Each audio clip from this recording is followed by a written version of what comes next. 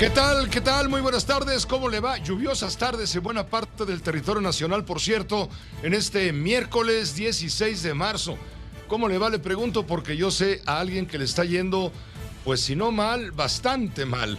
Y estoy hablando del exgobernador de Nuevo León, Jaime Rodríguez Calderón, el Bronco, quien en estos momentos comparece a distancia por videoconferencia ante el juez para responder a las acusaciones por la Comisión de Delitos Electorales en el año de 2018 para hacer su campaña política rumbo a la presidencia de la República. Tendremos toda la información en vivo y en directo, desde luego desde la ciudad de Monterrey con Gregorio Martínez. Pero antes que nada, permítame saludarle a nombre de todo el equipo que hace posible esta emisión informativa cotidiana de Grupo Fórmula. Óscar Holguín, ¿cómo te va? Buenas tardes. ¿Qué tal, Pepe? Buenas tardes. Buenas tardes también al equipo de los rudos de la información. José Luis Arévalo en la coordinación general. Información, Isaac Morán y Francisco Rosales. Héctor García Vega y Adrián Moscoso en la coordinación de entrevistas. La producción está a cargo de Charlie Pérez y Juan Carlos Martínez. Claudia Medina en la asistencia general. Y desde luego, nuestro agradecimiento a Uno TV por las facilidades para la producción de esta emisión informativa. Gracias, Óscar, y desde luego le saludo a nombre de José Luis Arévalo. Ya lo dijo Óscar, lo reitero yo, nuestro coordinador, quien tiene lo más importante en las noticias en pocas palabras. José Luis, adelante. Muchísimas gracias, Pepe. Muchísimas gracias también a Óscar y a todas las personas que nos ven y nos escuchan a través de Grupo Fórmula. Y bueno, pues como tú bien lo comentabas, ya lleva 2 horas a las 4 de la tarde, dio inicio la audiencia para definir la situación jurídica de Jaime Rodríguez el Bronco. Su defensa promovió 4 amparos.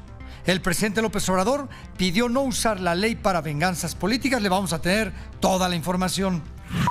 Decenas de periodistas marcharon en la capital de Michoacán para exigir el fin de la violencia contra el gremio. Esto ocurre luego del homicidio de Armando Linares, director del medio digital Monitor Michoacán. La alta comisionada de la ONU, Michelle Bachelet, quien fuera presidenta allá en Chile, asegura que los niveles de violencia contra periodistas en nuestro país, aquí en México, son alarmantes.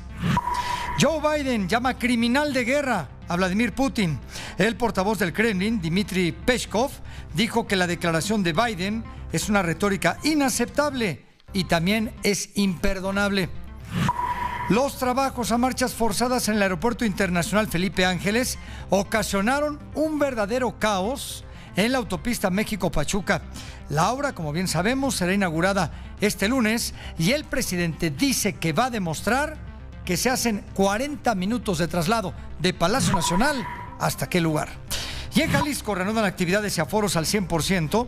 La Organización Panamericana de la Salud hace un llamado a México para no relajar medidas a pesar de que los contagios por COVID van a la baja y hay que seguir utilizando el cubrebocas. Mañana se tomará una decisión en la Ciudad de México si se sigue o no utilizando el cubrebocas, Pepe.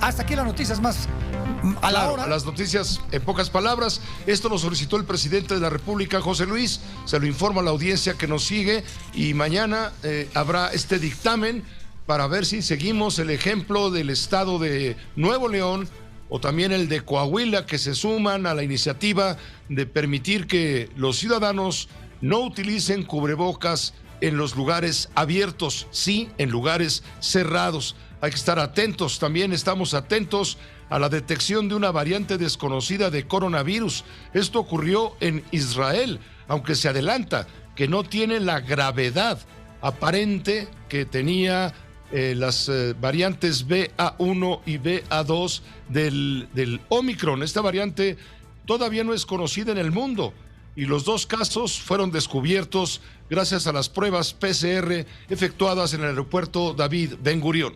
El Ministerio de Salud de Israel informó del descubrimiento de 2 casos de una variante de coronavirus no conocida derivada de un par de ramificaciones de Omicron. La dependencia indicó que estará monitoreando esta situación. El director general de la dependencia sugirió que esta variante pudo haberse originado en Israel. El gobierno de Israel anunció que el uso obligatorio de cubrebocas en espacios cerrados en el país continuará por al menos un mes más, junto con otras medidas de prevención en medio de los temores de que los contagios de coronavirus estén comenzando a repuntar. También en el panorama internacional es noticia referir a usted que hoy ocurrió un sismo de 7.3 grados que sacudió Japón y provocó una alerta de tsunami. Terremoto de magnitud 7,3 en el noreste de Japón. Ha tenido lugar frente a las costas de las prefecturas de Miyagi y Fukushima, escenario de una importante crisis nuclear en 2011 a causa de otro terremoto. Las autoridades han activado la alerta de tsunami en la zona. Ya ha quedado confirmado igualmente que la famosa central no ha sufrido daño alguno a causa del seísmo. El temblor, originado a más de 60 kilómetros de profundidad, también se ha hecho notar en otros muchos puntos del este y centro de Japón, entre ellos la capital, Tokio. Esto allá en Japón, afortunadamente no hubo el tal tsunami, pero sí, claro, hubo la alerta, la alarma. Y la Reserva Federal de Estados Unidos aumenta la tasa de interés por primera vez en 2 años. Las tasas fluctúan entre el 0.25 y 0.50% de aumento. Es un rango que da a conocer justamente la Reserva Federal estadounidense mediante un comunicado. Y va a continuar la lluvia en buena parte del territorio nacional, esto debido al Frente Frío número 35, que entró a territorio nacional por el puerto de Veracruz el sábado pasado. Tenemos el contacto con el ingeniero Alberto Hernández Unzón, el meteorólogo de Grupo Fórmula. Alberto, ¿cómo te va? Muy buena tarde. ¿Qué tal, Pepe? Muy buenas tardes. Para las próximas horas, una nueva secuencia de formación de nubes de tormenta eléctrica con chubascos y el riesgo de granizadas en sectores sobre todo del norte de Puebla, Tlaxcala, Hidalgo, Veracruz, así como zonas del Valle de México. También se esperan tormentas y chubascos hacia Yucatán y Quintana Roo por un sistema frontal. Las temperaturas máximas por arriba de los 35 grados centígrados en el Pacífico, desde Sinaloa hasta Chiapas y en la península de Yucatán. Y muy fuertes ráfagas de viento por arriba de los 60 kilómetros por hora desde Chihuahua hasta Tamaulipas, así como en Zacatecas, Durango y Aguascalientes. Pepe, muy buenas tardes. Gracias, muy buenas tardes, ingeniero Alberto Hernández Unzón, meteorólogo de Grupo Fórmula Noticias. Si me permite, hagamos una muy breve pausa y de regreso iremos directamente a Monterrey con mi compañero reportero corresponsal Gregorio Martínez.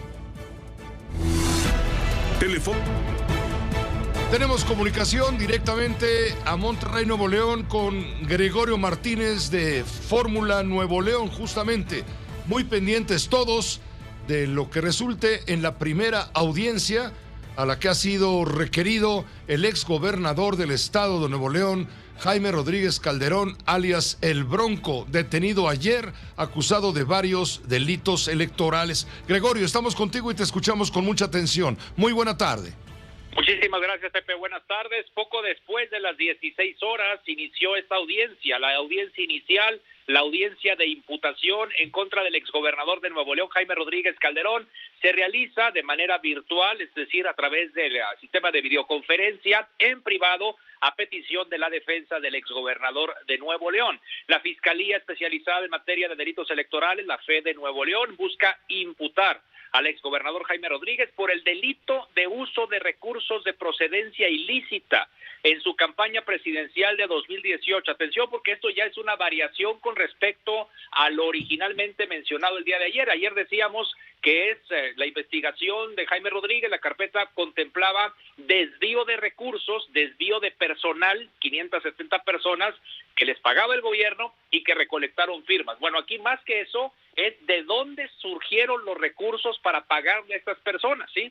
Entonces tiene que ver con presuntas triangulaciones, uso de empresas de dudosa procedencia, factureras y demás, que sería a través de donde se pudo haber financiado parte de esta operación, es decir, la recolección de firmas e incluso la campaña presidencial de junio del año 2018. Ayer nos decía, Gregorio, Ramón Alberto Garza, el director del portal Código Magenta, nos decía que seguramente si es por delitos electorales exclusivamente podría quedar pronto en libertad. Sin embargo, si al proceso se suman otras causas como las que tú mencionas ahora, Gregorio, esto se complicaría. Exactamente, porque entonces ya estamos hablando de un agravante, que es el uso de recursos de procedencia ilícita. Y no solamente eso, Pepe, debo decirte que así, casualmente, la Fiscalía Anticorrupción, que no había dado resultados en años, pues que resulta que acude el día de hoy al Poder Judicial y también solicita una audiencia de imputación a Jaime Rodríguez Calderón y a otros 3 funcionarios de su administración por otro delito, el delito de abuso de autoridad por haber requisado la ecovía sin el debido sustento.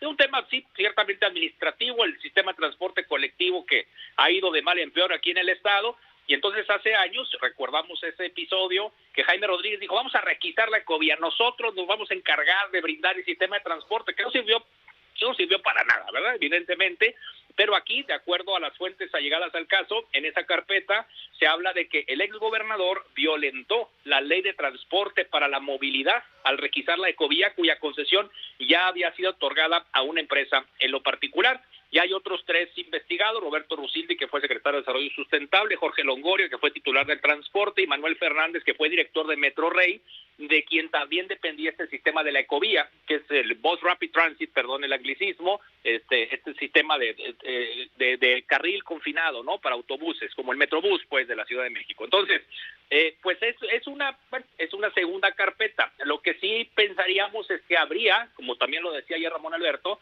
puede haber en este momento la posibilidad de que se sumen más señalamientos de los delitos que más frecuentemente se imputan a exfuncionarios, que tiene que ver con corrupción, que tiene que ver con lavado de dinero, que tiene que ver con enriquecimiento ilícito, porque todo eso, Pepe, se ha venido comentando, y de hecho hay investigaciones periodísticas que dan cuenta, pues, de empresas favoritas o proveedores favoritos que habrían facturado cientos de millones de pesos a la pasada administración estatal. Correcto, se acumulan las posibilidades de abrir más carpetas de investigación y de engordar precisamente las acusaciones, ante lo cual tengo entendido que el abogado del exgobernador ha solicitado, uno de los abogados defensores ha solicitado 4 amparos en contra de las acusaciones. Así es, ya hay 4, se informó también, de acuerdo al equipo defensor de Jaime Rodríguez, que han promovido 4 amparos. Ya hay suspensión provisional para uno de ellos, que tiene que ver única y exclusivamente para que no quede Jaime Rodríguez Calderón incomunicado, aislado completamente, en caso de que proceda la prisión preventiva como medida cautelar, que eso en primera instancia tendrá que determinarlo el juez de control, que en estos momentos desahoga esta audiencia inicial ahí en el Cerezo número 2 del municipio de Apodaca. Entonces puede quedar Jaime Rodríguez como medida cautelar en prisión preventiva.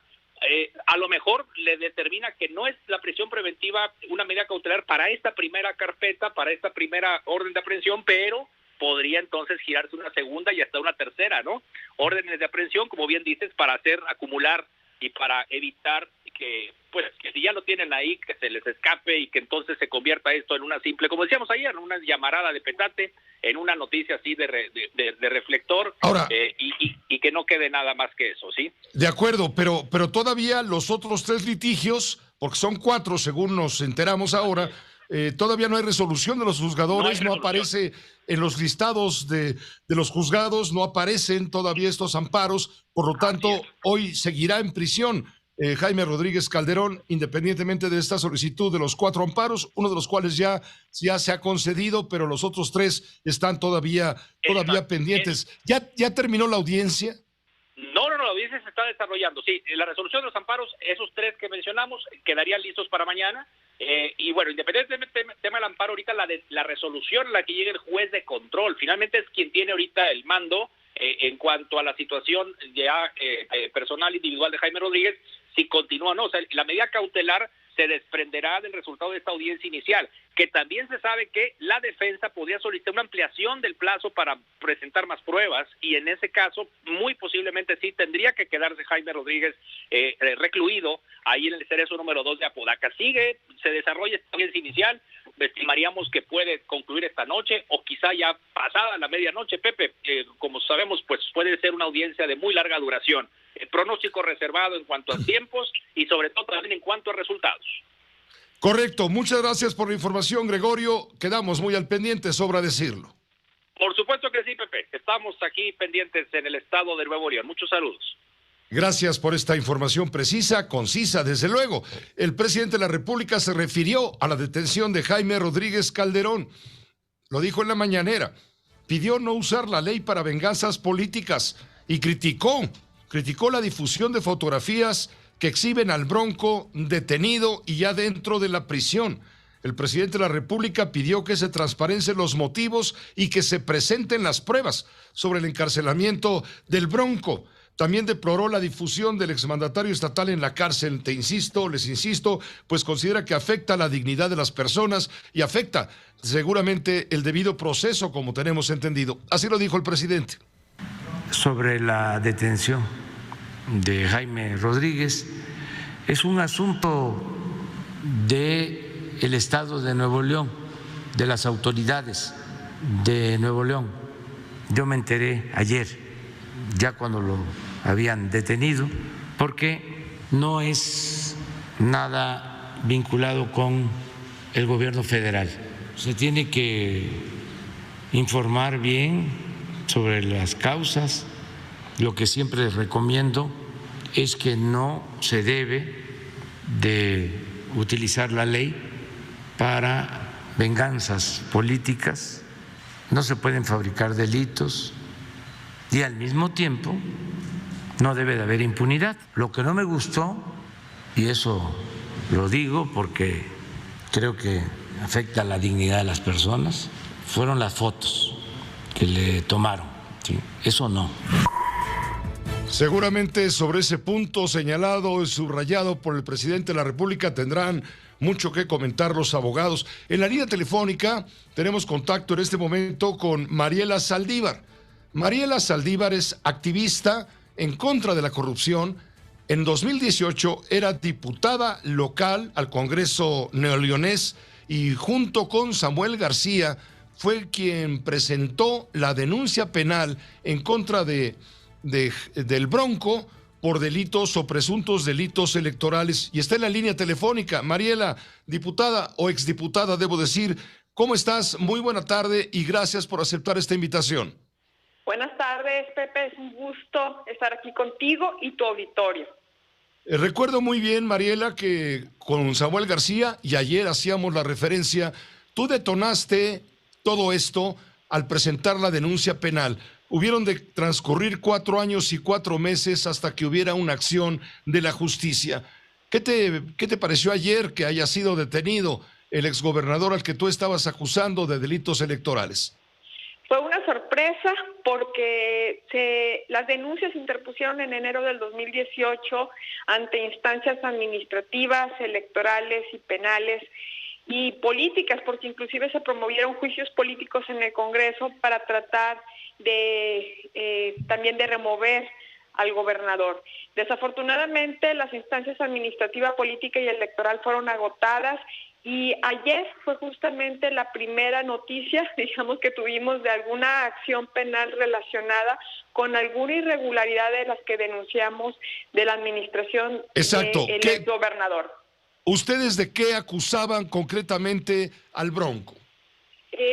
El uso del aparato gubernamental para fines electorales, estábamos hablando de recursos humanos, pero también pedíamos a la autoridad que se investigaran algunas transferencias, algunos apoyos hacia su campaña de procedencia sospechosa y que estaban haciéndose de manera irregular. La prensa local documentó varios casos de transferencias de cientos de miles de pesos transferidos desde personas que vivían en casas en colonias populares y que aparentemente habían triangulado los recursos de recibir los depósitos millonarios a sus cuentas y transferirlos en un plazo de menos de 36 horas. Entonces, había suficientes elementos para sospechar que pues, se trataban de, aportaciones que no provenían de esas personas, sino que venían de otro lugar, y pedíamos a la autoridad que se identificara el origen de esos recursos y también, la legalidad de estas triangulaciones. Pero fue hasta ayer que tuvimos la noticia, ¿no?, de que se estaba procediendo con dudas si efectivamente era por el caso de las irregularidades durante la campaña del 2018 o si era alguna otra irregularidad en algún otro proceso electoral, porque hay que recordar que en el 2021 también hubo un proceso electoral que, aunque él no participó directamente, participaron algunos integrantes de su administración. Y bueno, hoy tenemos la noticia que se están acumulando las carpetas por otras denuncias interpuestas por otros asuntos irregulares en su administración, como la requisa de Covía. ¿Qué esperan ustedes, tú, qué esperas Samuel García, hoy gobernador, que resulte de este proceso? ¿Por qué, te pregunto al mismo tiempo, por qué hasta ahora crees tú que se detiene al Bronco, a Jaime Rodríguez? Creo que la justicia tiene sus tiempos, sus procesos. Yo he interpuesto más de 90 denuncias anticorrupción y aunque avanzan muy lentamente, están avanzando. Yo lo que esperaría, no puedo hablar por el gobernador, yo lo que esperaría es que se siga un debido proceso, que se llegue hasta las últimas consecuencias. Creo correcto que se vayan desempolvando o acumulando algunas otras carpetas que venían bien fundamentadas y que no se les había dado, por ahí no habíamos tenido noticia que hubiesen avanzado. Por ejemplo, en el caso de Ecovía, que también lo conozco bien porque fue un asunto que también abordé como diputada local. Ahí el gobernador estaba obligado a requisar el servicio y hacer las observaciones o las correcciones y regresar la concesión, porque los camiones, las terminales, toda esa infraestructura y esos bienes eran propiedad de los empresarios.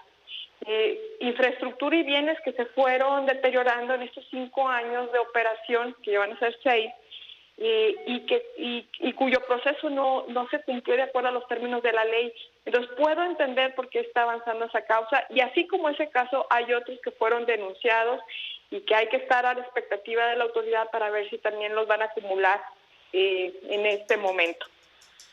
Sí, porque ayer hablábamos con Ramón Alberto Garza, el director del portal Código Magenta, y él nos explicaba que no solamente es el tema denunciado por ti y por el hoy gobernador Samuel García en cuanto a la Comisión de Delitos Electorales en la campaña cuando buscó ser candidato independiente a la presidencia de la República, sino cuando era aspirante, pues, sino también se acumularía el tema de lavado de dinero, enriquecimiento ilícito, podría haber hasta incluso más delitos, por lo tanto el proceso y las acusaciones podrían engordar los expedientes. Sí, y lo que yo espero es que se siga el debido proceso, se maneje el asunto con prudencia y cuidando la dignidad también del exgobernador. Yo también, aunque fui denunciante y aunque denuncié a la administración del exgobernador en varios temas, estoy en desacuerdo que se haya exhibido de esa manera. Independientemente de las coyunturas políticas, creo que es importante que todos tengamos derecho a este trato digno, justo y que le dé certeza al proceso, porque lo peor que nos puede pasar es que esto sea nada más una coyuntura política y no que se haga justicia sobre todo por que se asuman las responsabilidades de las irregularidades que detecte la autoridad y que asuman esa responsabilidad las personas que infringieron o que cometieron esas acciones. No estoy diciendo que las haya hecho el gobernador, creo que las autoridades tienen suficientes elementos para determinar quiénes son los responsables. Sí, porque la pregunta obliga, ¿no? Esto también tiene el tufo de la revancha política. Sí, yo desconozco si ese es el caso, pero invitaría a las autoridades a que actúen con suma cautela y a los medios de comunicación, porque yo creo que todos merecemos un trato digno y justo. Pues muchas gracias, Mariela Saldívar, gracias por permitirnos esta comunicación. Queríamos escuchar de viva voz tu posicionamiento, toda vez que fuiste la que, digamos, pateó el primer balón y lo mandó muy lejos. Y tardó 4 años, 4 meses y algunos días en aterrizar en la cancha de la justicia. Vamos a ver que ahora se cumpla y que haya justicia. Si es culpable, pues para que pague lo que tenga que pagar según la ley. Y si no lo es, para que quede en libertad y se aclare con transparencia, como pide el presidente, cuál es el origen de todo esto y si se esconde atrás algún manchón de carácter revanchista, de venganza, de carácter político y de ser encontrado culpable, pues sería un castigo ejemplar, yo creo, Mariela. No sé qué opines. Yo comenté que este es un caso ejemplar en el sentido de que, Pepe, yo no sé si la audiencia esté consciente Sí, Samuel García y una servidora integramos las primeras denuncias, pero lo hicimos con ayuda de las investigaciones periodísticas de los medios de comunicación, mismas que fuimos fortaleciendo con pruebas que nos allegaron ciudadanos y ciudadanas que se sentían, digamos, enojados, agraviados por las irregularidades que se presentaban durante este proceso de precampaña del exgobernador. Entonces, realmente fue una denuncia ciudadana, aunque lo hicimos siglados o protegidos bajo la investidura de diputados.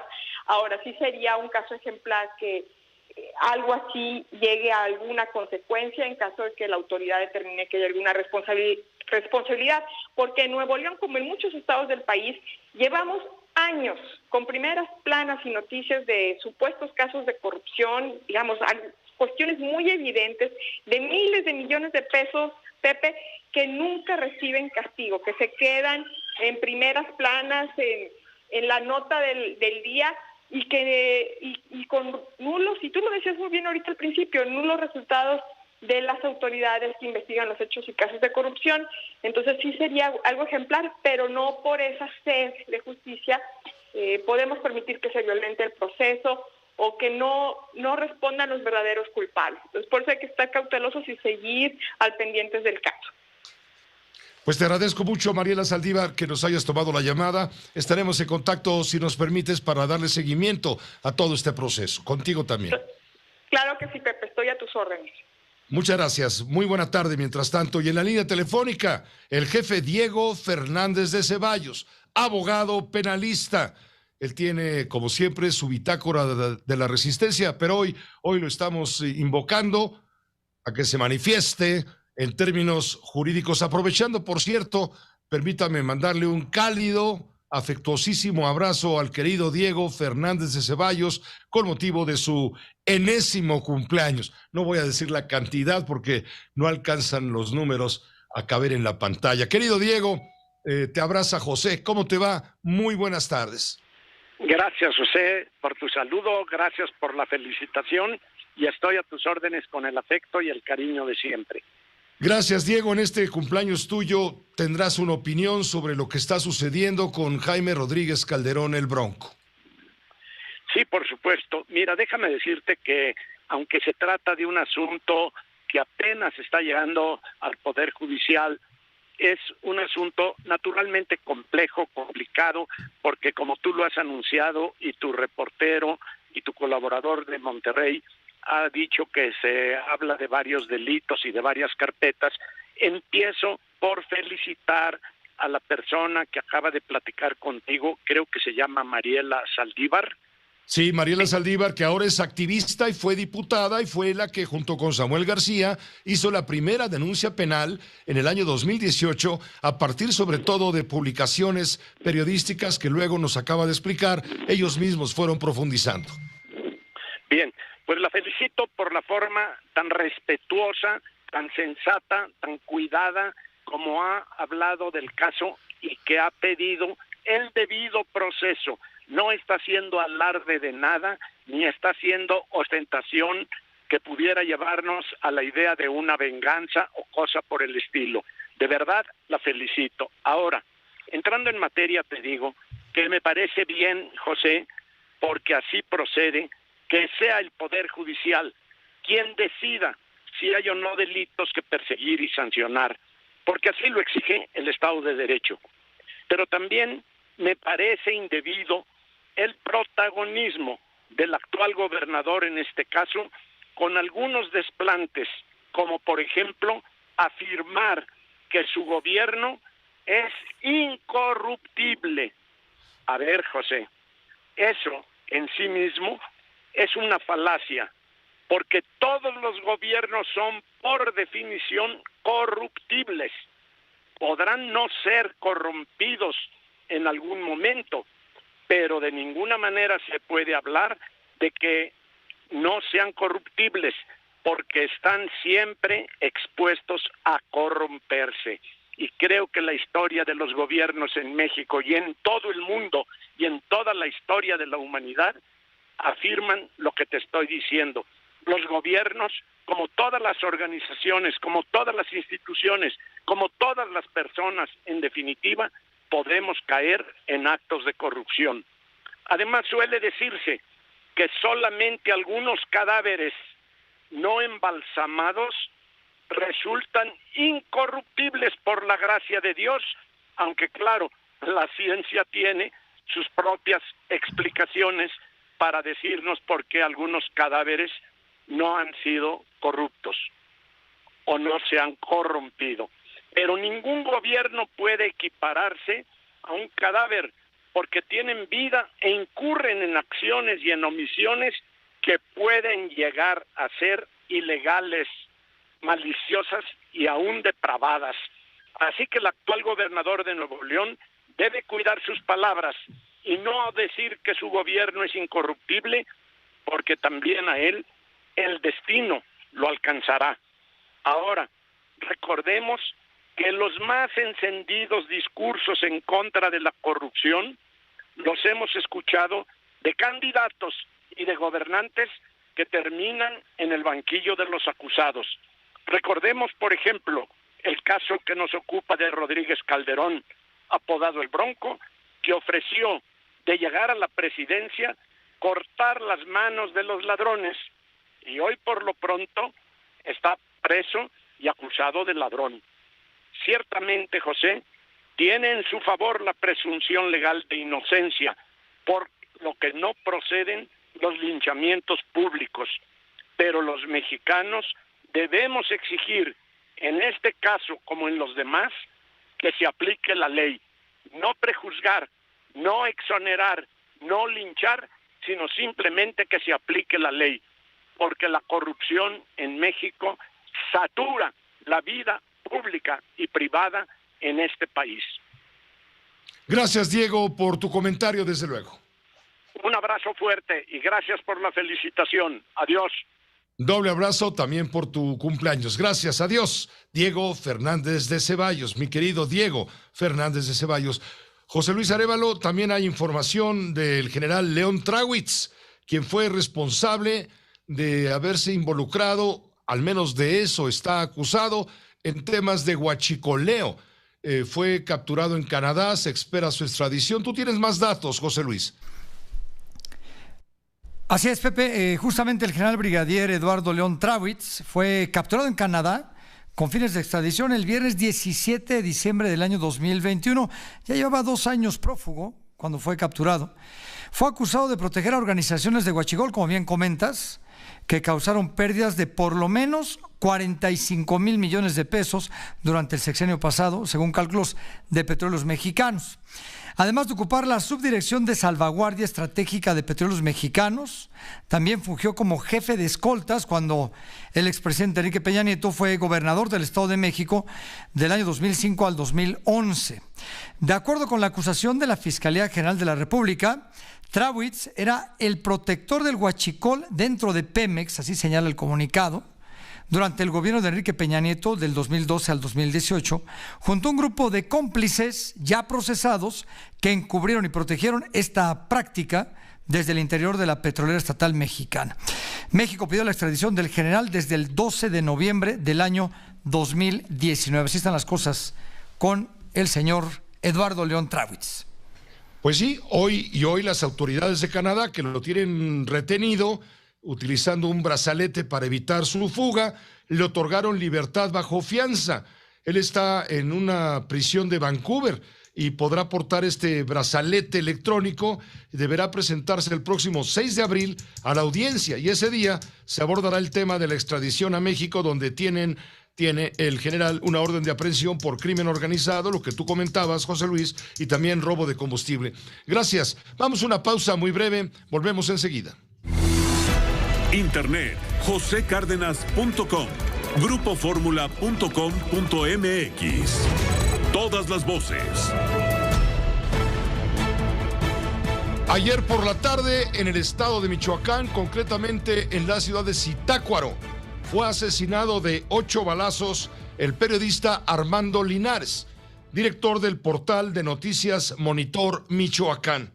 Armando Linares, periodista, le digo, apenas el último día de enero pasado, reciente, había denunciado con mucha energía, con mucha firmeza, el asesinato de un colega de él que trabajaba justamente en este portal.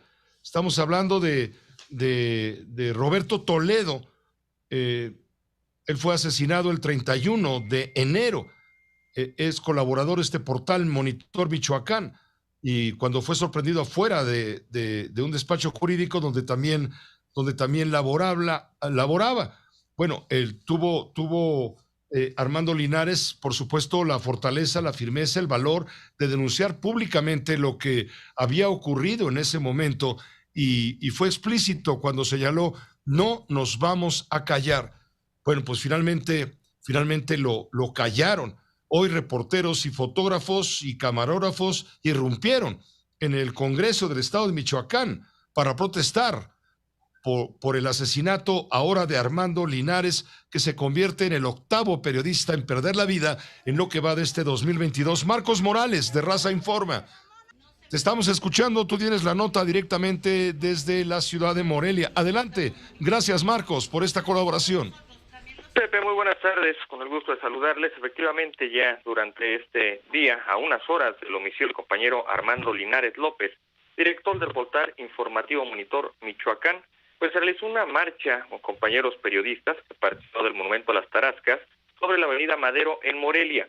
Se trató de ingresar al Congreso del Estado, sin embargo, y a pesar de que estuviera sesionando, las puertas estaban cerradas. Tras varios minutos se abrió este recinto, pudo ingresar el contingente y pues se irrumpió literalmente en la sesión que se realizaba, donde se condenaron los hechos por este homicidio y también el anterior ocurrido apenas el 31 de enero pasado en contra de Roberto Toledo. Él también era colaborador de Monitor Michoacán.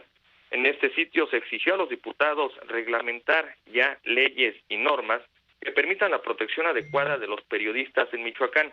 Y es que en lo que va del año, pues suman ya 2 compañeros asesinados y 8 a nivel nacional. Posteriormente, también en Zitácuaro, pues ya se realizan el velatorio del compañero asesinado la tarde de ayer, esto frente al Templo de San José, precisamente en la cabecera municipal de Zitácuaro. Allí ocurrió una situación cerca de las 14:30 horas, Pepe, cuando compañeros periodistas estaban levantando imagen precisamente sobre esta velación. Sujeto desconocido que portaba una chamarra de piel de color negro y una gorra, pues sacó una pistola y corrió a los compañeros. Con palabras altisonantes los amenazó. Por seguridad se retiraron. Ya posterior a esto llegó una patrulla de la policía municipal. Sin embargo, pues hasta este momento no hay alguna confirmación por la autoridad de que haya sido detenida esta persona. Se espera que ya el día de mañana se pueda realizar funeral del director de Monitor Michoacán. En tanto, en redes sociales ha circulado ya un mensaje en el que se estaría anunciando el cierre de este medio de comunicación luego del asesinato de su director. Pepe, es la información. Pues sí, la situación ha repercutido y gravemente, dada la peligrosidad que significa para los informadores el ejercicio profesional, sobre todo en sitios como el que tú describes, Zitácuaro, hablamos de Tijuana, hablamos de Veracruz, de Zacatecas, ¿qué te digo? En fin, en donde es muy, muy, muy peligroso. ¿Te acuerdas que hubo una protesta por parte del Parlamento Europeo llamándole la atención al gobierno mexicano para que ponga más cuidado en el tema de la protección a los periodistas y que evite hostigarlos desde la tribuna de la mañanera de la conferencia presidencial de todas las mañanas, una y otra vez, porque esto genera un clima, por supuesto, adverso. Esto mereció para el Parlamento Europeo una respuesta que ha sido sumamente criticada por parte del presidente de la República, quien hoy se refirió también al asesinato de Armando Linares. Le dedicó poco más de 3 minutos en su mañanera, cuando otros temas para el presidente son más importantes. Sí, te escucho, adelante. Efectivamente, Pepe, perdón que te interrumpa, Pepe. En este momento, precisamente sobre el tema de las amenazas de los compañeros que fueron pues corridos por un empistolado de este velorio, ya la Fiscalía está informando a través de su Twitter que ante la información difundida ante amenazas a periodistas que cubrían el velorio de Armando Linares, la Fiscalía de Michoacán verifica el cumplimiento de las medidas de protección ordenadas por el Ministerio Público. Lo acompañan también ya de imágenes en este sitio, en Funerales Los Ángeles, que está siendo custodiado, pues ahora sí ya en este momento, por el personal de la Fiscalía. Pues te agradezco la información, seguiremos muy al pendiente. Quedamos al pendiente, muy buena tarde. Gracias, muy buena tarde. Marcos Morales de Raza Informa en esta colaboración especial. Sí, me estaba refiriendo a la carta del Parlamento Europeo. Ahí los eurodiputados estaban diciendo que la situación en México para el ejercicio periodístico ha empeorado desde el año 2018, desde el arribo del presidente al poder, cuando han fallecido al menos 47, ahora 48 periodistas han sido asesinados desde las últimas elecciones presidenciales, y los europeos observan con mucha preocupación las críticas duras y sistemáticas formuladas por las más altas autoridades del gobierno contra los periodistas y su labor, lo que valió una respuesta del presidente de la República que ha sido sumamente criticada. Hoy, por cierto, el presidente lamentó el asesinato de Armando Linares en estos términos. Lamento muchísimo lo del asesinato del periodista de Zitácuaro de ayer. Ya estamos haciendo la investigación, se les va a informar. Mañana se va a dar un informe completo sobre seguridad en el país y se va a informar caso por caso de los periodistas asesinados. Dos cosas les adelanto. Una, que no son crímenes de Estado. Nunca jamás nosotros vamos a mandar a matar a nadie. Ya no es el tiempo de el mátalos en caliente, primero. Y segundo, cero impunidad. El presidente más tarde, después de la mañanera, se reunió con el gobernador del estado de Michoacán, trató el tema, de lo cual informaremos en un momento, porque está en la línea, Paula Saucedo. Ella es oficial del Programa de Protección y Defensa de Artículo 19, esta organización internacional abocada a la defensa del derecho a la libertad de prensa. Paula, muchas gracias nuevamente por aceptar esta invitación. Muy buenas tardes. Muchas gracias a ustedes por invitarme. Gracias a Armando Linares, otro periodista asesinado. El cómputo de Artículo 19 es de 7 periodistas asesinados, aunque todos los medios hablan de 8. Hay uno que todavía están investigando si la muerte se debió directamente al ejercicio periodístico. ¿Es así? Sí, es así. Es el de Jorge Luis, de Sonora. Justo hemos tenido ahí un poco como de dificultades para documentar el crimen. Nosotros, con que tengamos un indicio, por muy mínimo que este sea, digo, nosotros no somos una institución de procuración de justicia ni nada, pero de que podamos vincular, en este caso, el asesinato con la labor periodística, los contabilizamos. Entonces, todavía estamos en ese proceso y por eso todavía no lo hemos contabilizado dentro de nuestro registro, pero estamos en ello. Hoy el presidente de la República por la mañana en Palacio Nacional dijo que Armando Linares López había rechazado la protección del gobierno federal, pese a que 2 de sus colaboradores tenían medidas de seguridad.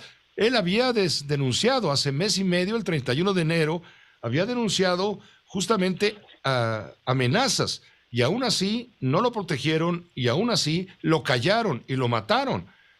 Volvemos a lo mismo. ¿De qué sirve la protesta? Levantar la voz en defensa del ejercicio periodístico si todo termina siendo o acabando en papel mojado, toda vez que los asesinos, los criminales, muchos de ellos conectados o coludidos con el poder al nivel que me digas, municipal, estatal, en fin, siguen impunes. Sí, totalmente. O sea, creo que aquí hay varias cuestiones. Armando Linares, de hecho, antes del asesinato de su compañero Roberto Toledo, que fue el 31 de enero, justo había denunciado amenazas contra el medio. Hay un video incluso del 30 de enero donde el mismo Armando denuncia pues amenazas en contra del medio. Y luego posteriormente pues sucede el asesinato contra Roberto, y también denunciaron amenazas en contra tanto de Armando como de integrantes del medio. Pero creo que aquí hay algo que mencionar muy importante, y es que el hecho de que una persona periodista rechace las medidas, en este caso, por ejemplo, del mecanismo, habla también de una cuestión que tiene que ver con la desconfianza que se tiene contra las autoridades. Muchas veces, por ejemplo, el mecanismo de protección te puede ofrecer algún apoyo, pero a lo mejor lo hacen a través de, por ejemplo, policía estatal o policía municipal, cuando muchas veces son pues justo los agentes del Estado de los 3 niveles quienes agreden más a la prensa. Entonces, por supuesto que va a haber una desconfianza, es decir, es legítima la desconfianza que tenía Armando en recibir la protección, y más aún, el Estado de los 3 niveles tiene una responsabilidad de proteger a la prensa y a todas y todos los ciudadanos y personas en este país, y prevenir la violencia. La violencia contra la prensa se inserta en un contexto de graves violaciones de derechos humanos, y el hecho de que una persona, en este caso Armando, diga no, por ejemplo, a ser beneficiario del mecanismo de protección, no tendría que ser una justificante para que el Estado no investigue, para que el Estado no proteja, para que el Estado pues justo no prevenga la repetición de violencia. Ahora, sin embargo, y a pesar de que hay voluntad, cuando menos verbal, manifiesta, siguen los ataques desde la mañanera, el acoso, el hostigamiento a los periodistas. Esto no creo que contribuya justamente a crear el clima que se está buscando, seguridad para el ejercicio profesional de la información.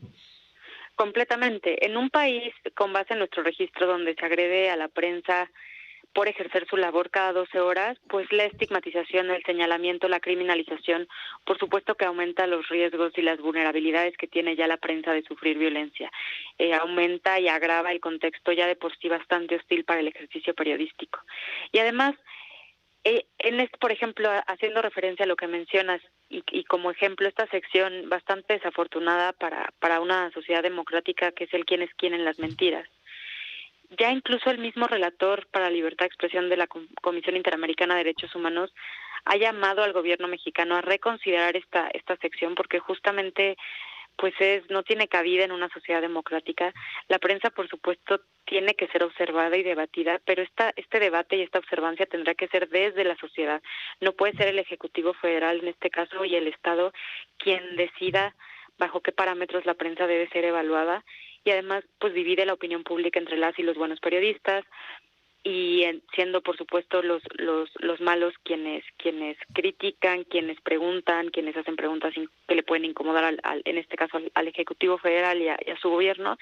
Entonces, bastante desafortunado, y pareciera que sucede en un contexto pues que no sé en qué país están viviendo o por qué hacen este tipo de mecanismos y de estrategias también, como para otra vez convertir al mensajero en el mensaje, pero muy desafortunada esta sección y en general todos los discursos estigmatizantes y criminalizantes contra la prensa. ¿Y qué te parece la respuesta que da el Estado mexicano a través de la Presidencia de la República, no a través de Relaciones Exteriores, cuando desde el Parlamento Europeo los eurodiputados cuestionan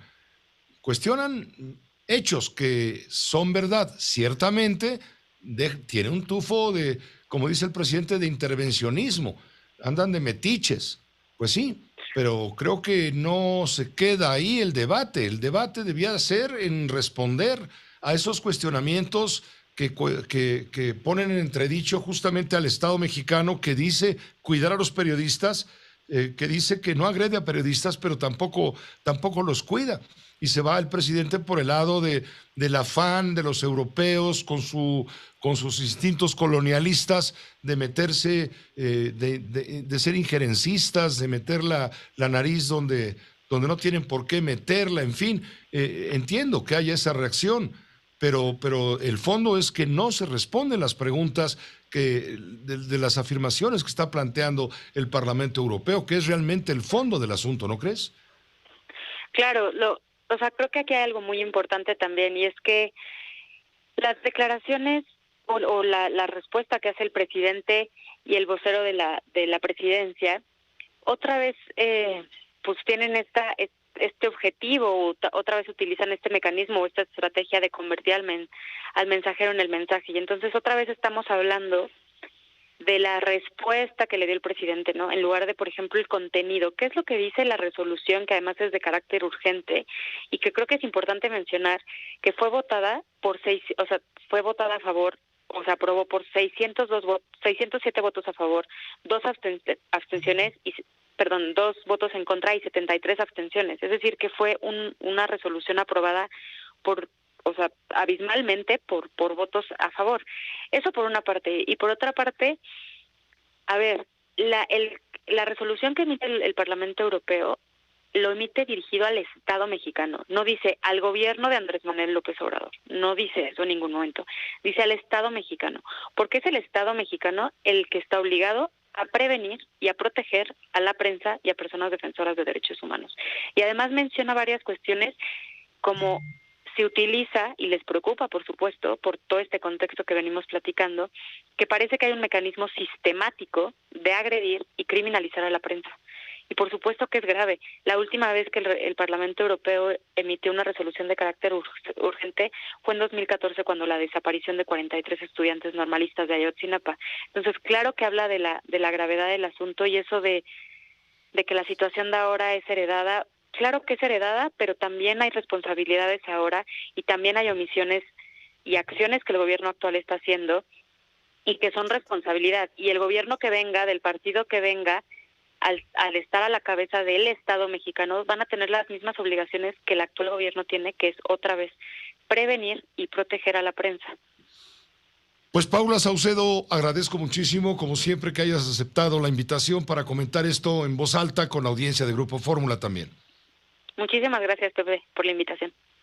Al contrario, siempre. Hasta pronto. Paula Saucedo, oficial del Programa de Protección y Defensa de Artículo 19, Organización Internacional en defensa justamente de la libertad de expresión.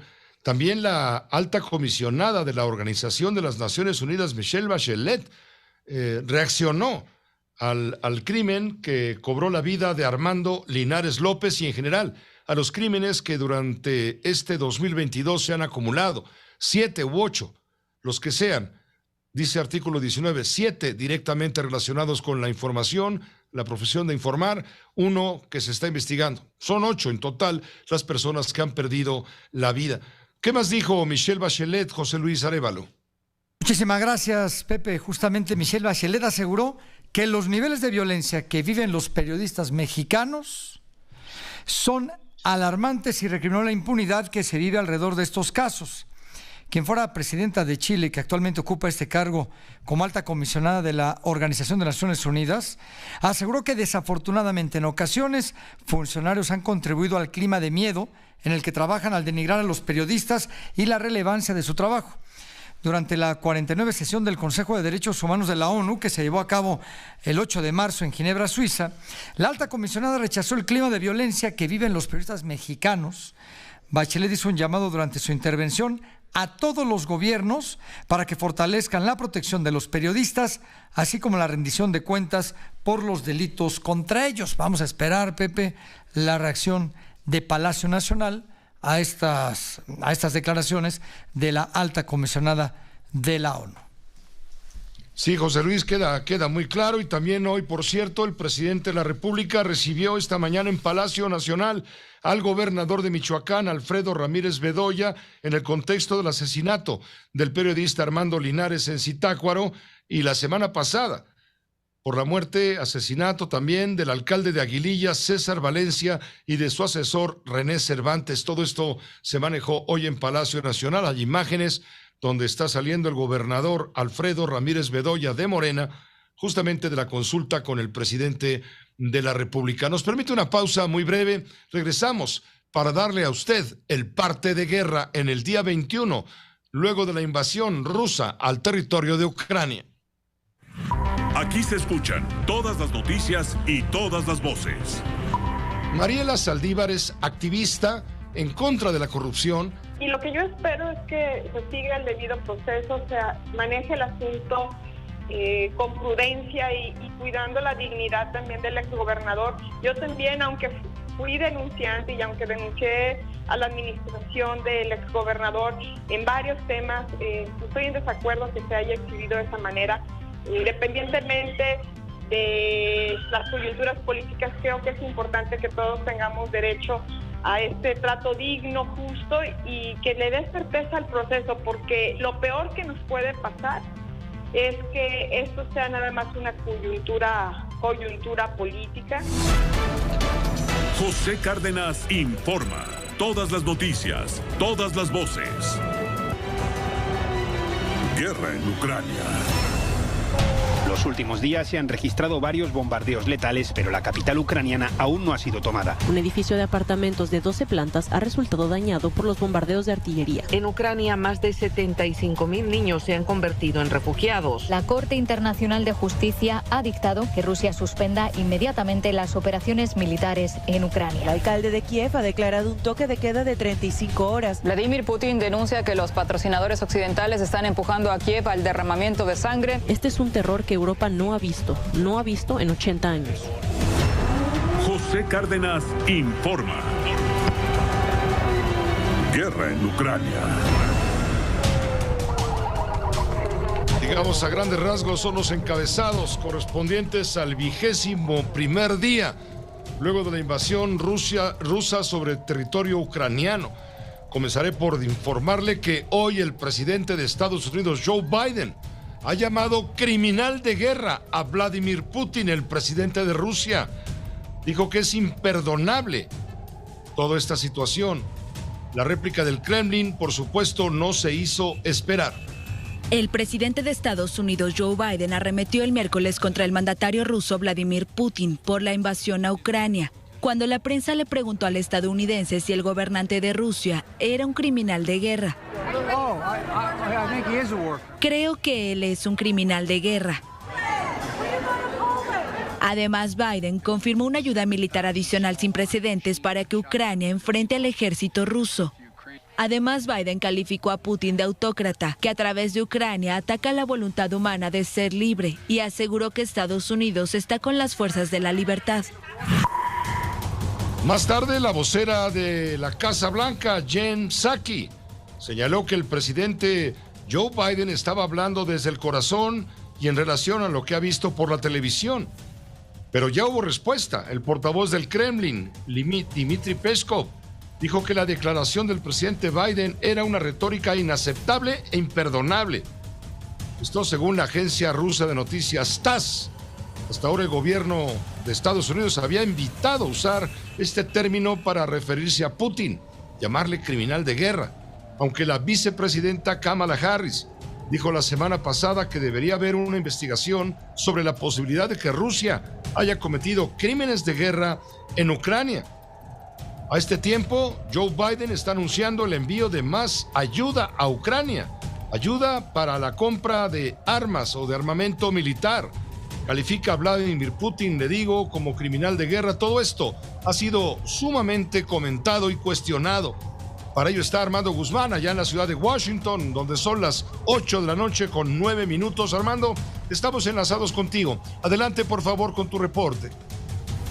¿Qué tal, Pepe? Con el gusto de saludarte. Déjame decirte que entre más va pasando el tiempo, más estamos conociendo al presidente Volodymyr Zelensky de Ucrania.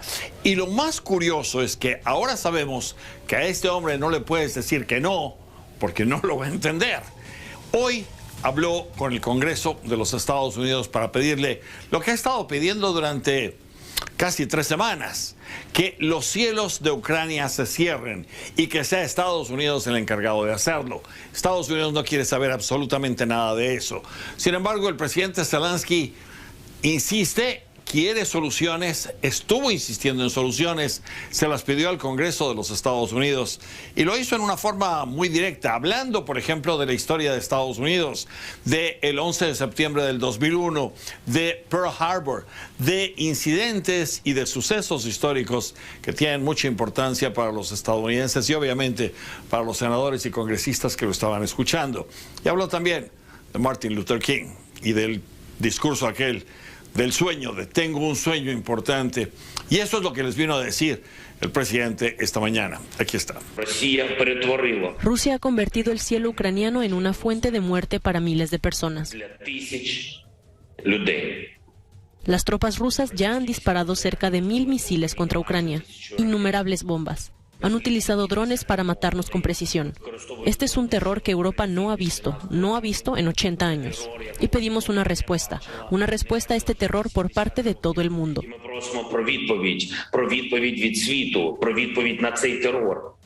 ¿Es mucho pedir? ¿Crear una zona de exclusión aérea sobre Ucrania? Tengo un sueño. Estas palabras son conocidas por cada uno de ustedes. Hoy puedo decir que tengo una necesidad. Necesito proteger nuestro cielo. Ahora, lo que se está llevando el presidente Zelensky no es o no son los aviones de caza manejados por pilotos ucranianos, pero conseguidos a través de diferentes tretas por Estados Unidos, porque lo que Estados Unidos tendría que hacer es entregarle nuevos F-16 de fabricación estadounidense a Polonia para que Polonia le diera viejos MiGs y con eso poder enviar esos MiGs para que los pilotos ucranianos cubrieran los suelos o los cielos de Ucrania. Eso ya no se va a hacer, eso está muerto, está sepultado. Lo que van a hacer ahora es a mandar con casi $1,000 millones más, 800 que fueron asignados por el presidente Joe Biden esta tarde. Con esos $1,000 millones se están mandando equipos de misiles antiaéreos, tierra, aire, los SAM y los Patriota. Estos misiles sí son capaces de detener y de bajar a un avión caza. Estos misiles ya están, y estas baterías de misiles ya están en Europa y están en Polonia. Entonces es cuestión solamente de transferirlas a Ucrania para que Ucrania las maneje. Habrá instructores estadounidenses que les digan y que les muestran a los ucranianos cómo manejar estas baterías de misiles en contra de los aviones caza, y veremos si con eso finalmente se cierran los cielos. El dinero también va a ser utilizado por muchísimos otros materiales militares que necesita el presidente, desde armaduras para los soldados hasta rifles y diferentes tipos de fuego que va a necesitar para enfrentar esta situación, esta invasión rusa que está enfrentando en su país. Eso es lo más importante de este día y por eso te lo queríamos comentar. Pepe. Muchas gracias, gracias Armando Guzmán por este reporte puntual desde la ciudad de Washington. Hagamos una pausa muy breve, iremos también al terreno de los efectos en contra de la población civil en el territorio ucraniano a raíz de la invasión que dura, repito, 21 días a estas horas. Guerra en Ucrania. En la segunda parte justamente de este reporte de lo que ocurre en Ucrania por la invasión de Rusia, debo comentarle que están ambos países avanzando significativamente en un plan de 15 puntos que eventualmente garantizaría un alto al fuego.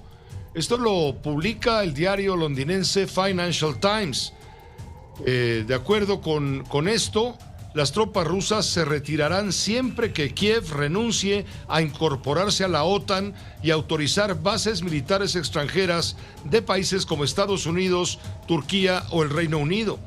El ministro ruso de Asuntos Exteriores, Sergei Lavrov, ha confirmado que existen posibilidades para alcanzar la paz entre Rusia y Ucrania si se cumplen los puntos. Según Sergei Lavrov, hay esperanza de llegar a un compromiso. El presidente ucraniano Vladimir Zelensky también habló de un progreso en las negociaciones y calificó las posturas de las partes como más realistas. Una de las cuestiones clave sigue siendo la búsqueda de un compromiso que permita el alto al fuego y la salida de la población civil de las ciudades cercadas. Otro tema crucial es, por supuesto, el estatus de Ucrania. El jefe de la delegación rusa en esta negociación destacó que Kiev plantea una versión austríaca y sueca de un estado neutral, pero que al mismo tiempo pueda contar con ejército y armada propios.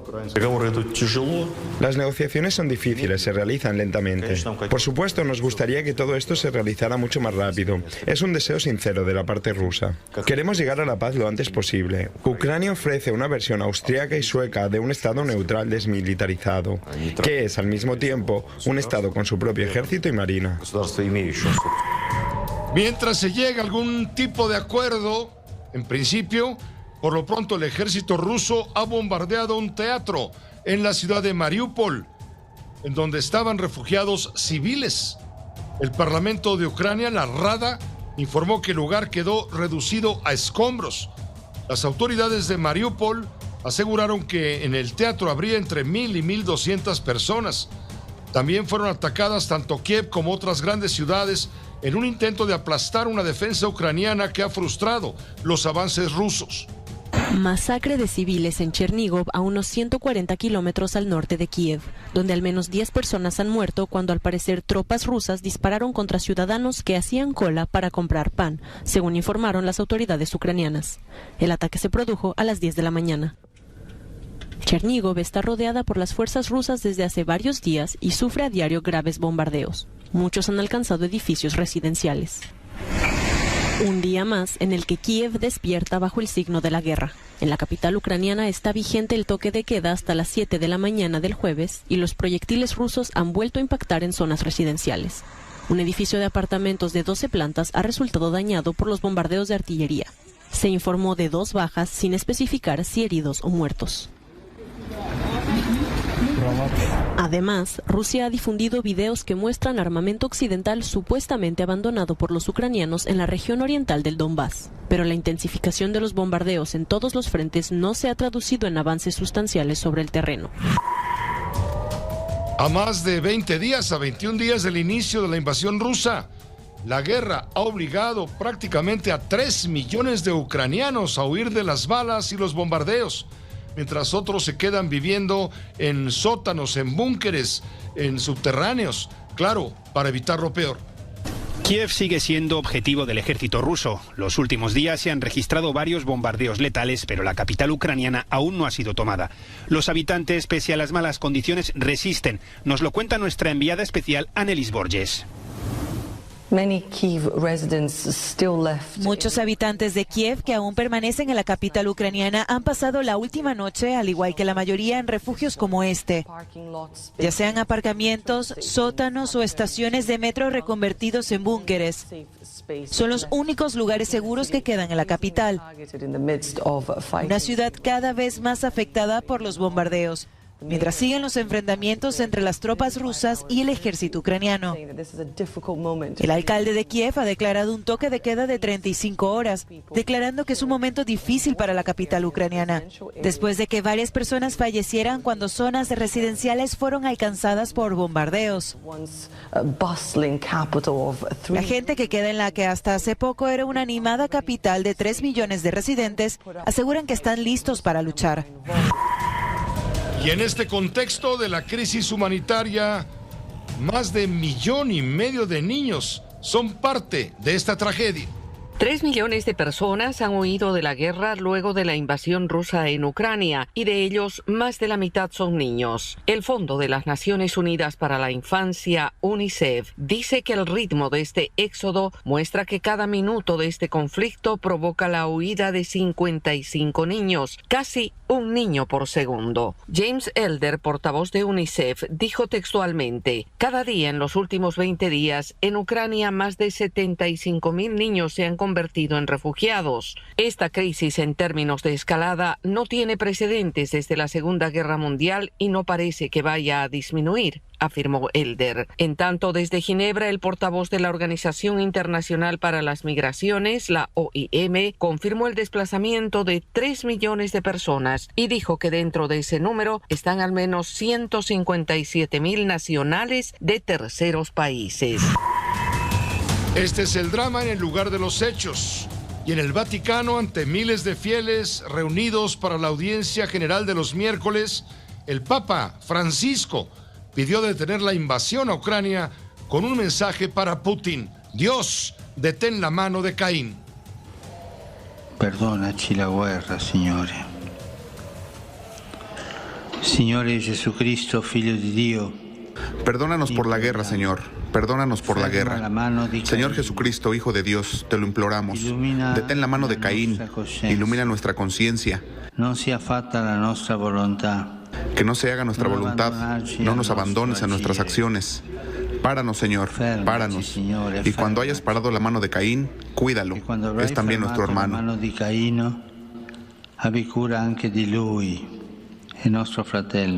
Oh, Señor, ponle freno a la violencia. Páranos, Señor. Amén. Pone un freno a la violencia. Fermaci, Signore. Amén. En los primeros minutos de este miércoles, Aterrizó en el Aeropuerto Internacional de la Ciudad de México el segundo vuelo de la Fuerza Aérea Mexicana, trasladando a mexicanos que huyeron de Ucrania, también a peruanos, así como a familiares, a ucranianos familiares de mexicanos. El avión llegó, le dije, tras casi 21 horas de haber despegado de Bucarest, la capital de Rumania. Después de acudir por segunda vez a Rumania, el Boeing 737 de la Fuerza Aérea Mexicana aterrizó la noche de este martes en la base militar número 19 del Aeropuerto Internacional de la Ciudad de México, Benito Juárez, trayendo a territorio nacional a 57 ciudadanos mexicanos y 6 peruanos que pidieron el apoyo para ser traídos a nuestro continente, además de sus respectivas mascotas. Al respecto, Jimer Cadena Cortés dijo estar feliz de haber regresado a México. Triste ver todas esas caras de esas personas, principalmente mujeres, que son las que están cargando con todo el peso. Y ojalá y podamos seguir ayudando mucho a esas personas y al pueblo rumano, porque el pueblo rumano está haciendo un trabajo enorme para ayudar a sus hermanos ucranianos. La verdad estoy sorprendido con el pueblo ucraniano, también de cómo nos tratan a los mexicanos, nos tratan de maravilla. En mi caso me trataron de maravilla el pueblo rumano. Familiares de los mexicanos repatriados mostraban sus sentimientos hasta las lágrimas de tener a sus parientes ya en territorio nacional. Tal es el caso del señor Homero Torrentera, que esperaba a su hijo y su nuera y también a su nieta para llevarlos a Panotla, Tlaxcala. Son encontrados, realmente esa alegría.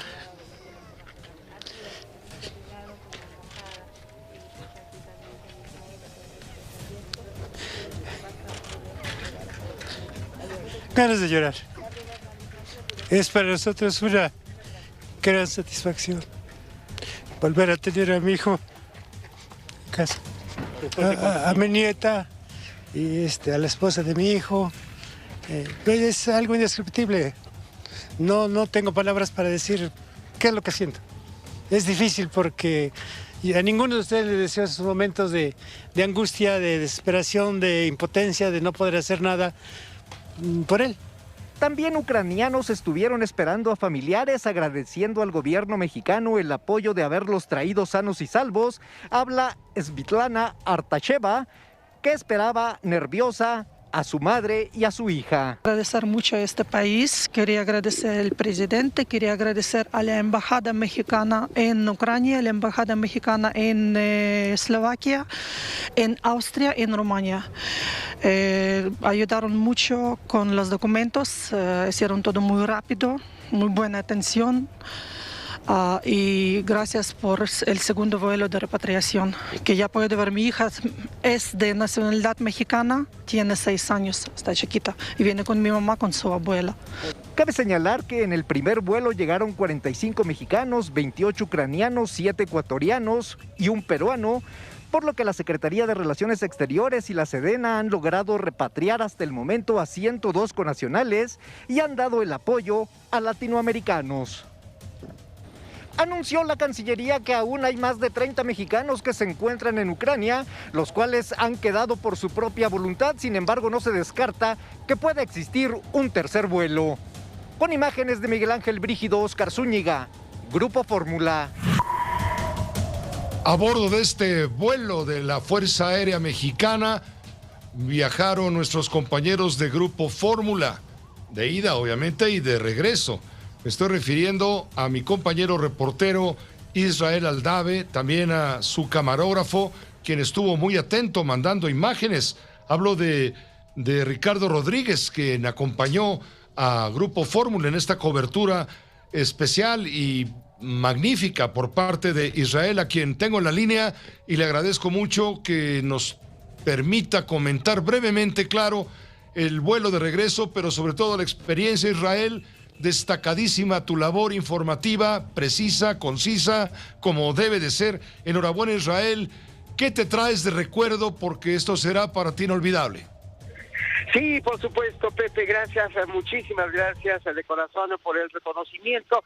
Fíjate, Pepe, que me traigo, pues sin duda, una gran experiencia en materia periodística. Me quedo con muchas, pero una imagen que se me ha quedado grabada, Pepe, por supuesto, eternamente, lo podría decir, son las imágenes de Pepe de sufrimiento, de angustia, de desesperación, de incertidumbre de todos los ucranianos que están huyendo de los horrores de la guerra, del bombardeo en sus distintas ciudades. Cómo ingresan, Pepe, por las distintas fronteras, en este caso a Rumania, donde son apoyados inmediatamente, Pepe, por la solidaridad de todas las organizaciones de la sociedad civil, quienes han hecho pues este corredor humanitario en la frontera justamente con Ucrania, en Siret. Las imágenes, Pepe, por supuesto, mujeres, personas adultas, también por supuesto los niños, que al momento de cruzar, Pepe, son recibidos pues de una manera significativa por las organizaciones de la sociedad, como te lo comentaba. A los pequeños les ofrecen, Pepe, un muñequito de peluche, un pequeño juguete que sin duda pues les cambia la vida, por lo menos lo último que han sufrido en estos 20 últimos días desde que inició la invasión rusa. También, por supuesto, Pepe, con la alegría de los mexicanos que regresaron el día de ayer en este vuelo al filo de la medianoche al territorio nacional. Fíjate, Pepe, que en el vuelo justamente cuando aterrizó esta aeronave de la Fuerza Aérea Mexicana, se dejó escuchar el cielito lindo. Muchos de ellos, Pepe, empezaron a rodar las lágrimas por su rostro, por supuesto, de alegría. Los ucranianos que venían a Pepe, pues al ver estas muestras de solidaridad, sin duda, pues ellos no conocían esta canción, El cielito lindo, que nos caracteriza en todo el mundo, pero al escucharla, al ver la emoción de los mexicanos, de todos los que íbamos en ese vuelo, pues también sin ninguna duda se conmovieron, Pepe. Yo me quedaría justamente con esta solidaridad, no solamente del gobierno rumano, sino también, como te lo comentaba, de las organizaciones de la sociedad civil plenamente coordinadas para brindarles el apoyo que tanto necesitan en estos momentos difíciles los ucranianos. Sin duda, Pepe, pues una gran experiencia, la que gracias a Grupo Fórmula, nuestra casa informativa, pues tuvimos la oportunidad, como tú lo comentabas, también labor destacada, valiente de nuestro compañero Ricardo Rodríguez en la cámara en todo momento, pues dando seguimiento a todos y cada uno de los pormenores que se dieron en esta visita de 6 días, Pepe, a Rumanía, en donde, como te lo comentaba, pudimos llegar a Siret, la frontera en donde verdaderamente se viven constantemente durante todo el día imágenes verdaderamente dramáticas de estas personas que lamentablemente lo han dejado todo, lo han dejado completamente todo, Pepe, huyendo justamente de los horrores de esta invasión rusa a esa nación de Europa del Este, Pepe. Bajo cero toda esta cobertura, por supuesto, en ciertos momentos, sobre todo de la noche. Sabemos que no paraste las horas que estuviste en Bucarest, prácticamente no dormiste para traernos la experiencia, comunicarnos el sufrimiento y la dimensión del drama humanitario, la parte del drama humanitario de los que huyen de la guerra y quizá de la muerte, provenientes de Ucrania, a través de la frontera de ese país invadido por Rusia con Rumania. Mismo drama que se repite en otras ciudades fronterizas de países como Polonia y demás. Sobre todo de Polonia, donde se está concentrando el mayor número de refugiados, en la zona de Cracovia, donde está la estación del ferrocarril, en fin. Pues muchas gracias, Israel Aldave, enhorabuena para Ricardo Rodríguez por su estupendo trabajo, nuestro modesto reconocimiento a tu labor y magnífica esta crónica final que ahora nos compartes. Que estés muy bien, Israel, bienvenido de vuelta. Como siempre, Pepe, a tus órdenes, muchísimas gracias y muchas gracias por ese gran reconocimiento para mí, Pepe. No más faltaba que no. Gracias, Israel. Un fuerte abrazo. Vamos a una pausa breve, volvemos. José Cárdenas informa. Guerra en Ucrania. José Cárdenas informa. Todas las noticias, todas las voces. Nos enlazamos en este momento con mi compañero Leopoldo Espejel. Él hizo un extenso recorrido desde muy temprano para trasladarse desde el centro de la Ciudad de México hasta la sede del aeropuerto Felipe Ángeles, Aeropuerto Internacional Felipe Ángeles en Santa Lucía. ¿Qué fue lo que observaste, Leopoldo? Estamos muy atentos a tu crónica porque nos ha llegado por todos lados información, imágenes de que las cosas no están precisamente terminadas. Te escuchamos, adelante. ¿Cómo estás, Pepe? Muy buenas noches. Efectivamente, fíjate que salimos alrededor de las 11 de la mañana hacia la terminal aérea, el aeropuerto Felipe Ángeles, que en 5 días precisamente va a ser inaugurado. Lo que encontramos, Pepe, es que efectivamente pues es un mar de trabajadores que están laborando a marchas forzadas para tratar de afinar los últimos detalles, principalmente en materia de vialidad, para habilitar los puentes, Pepe, que conducen de la autopista México-Pachuca hacia lo que será la terminal aeroportuaria. Tanto el primer puente que encontramos es el de Tecámac Centro, el segundo, el que va hacia San Jerónimo, que es el que conducirá precisamente hacia el Boulevard Fuerza Aérea, que lleva a su vez a la terminal aeroportuaria, la cual, Pepe, pues de acuerdo con lo que pudimos observar el domingo pasado, literalmente está terminada. Solo algunos detalles, principalmente de balización, de señalización, Pepe, pero está literalmente lista para ser inaugurada el próximo lunes por el presidente Andrés Manuel López Obrador. Lo que sí, Pepe, es que desafortunadamente, como tú ves a mis espaldas, pues el intenso tráfico, Pepe, que tienen que encontrarse para poder llegar hasta este punto, debido a que todavía pues no se han habilitado estos puentes. La carpeta asfáltica está siendo balizada. Están también llevando a cabo pues algunas colocaciones de vallas, Pepe, para que ya la carpeta asfáltica de la autopista México-Pachuca pues pueda funcionar al 100%. Sin embargo, desde la zona de Tecámac Centro, Pepe, hacia lo que va a ser la entrada principal al aeropuerto Felipe Ángeles, pues es aproximadamente un trayecto de casi 2 kilómetros, Pepe, de vehículos varados. En estos momentos es un auténtico estacionamiento vehicular de por lo menos 2 kilómetros, Pepe. Y hay que destacar que únicamente la circulación sobre la autopista México-Pachuca es hacia Pachuca. En sentido opuesto, la circulación desde la zona de Tizayuca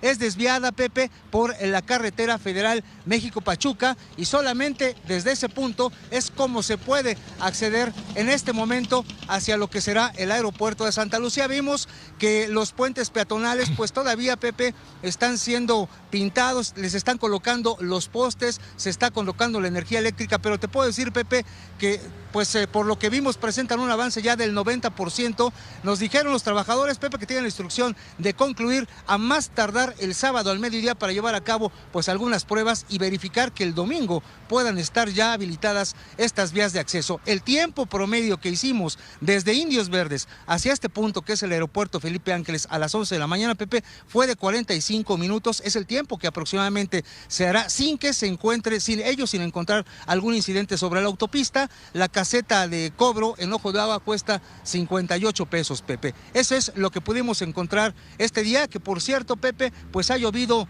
de manera insistente en toda esta zona del Valle de México, principalmente municipio de Tecámac, de Zumpango, de Tonanitla, de Tizayuca y también hasta la zona de Pachuca, Pepe.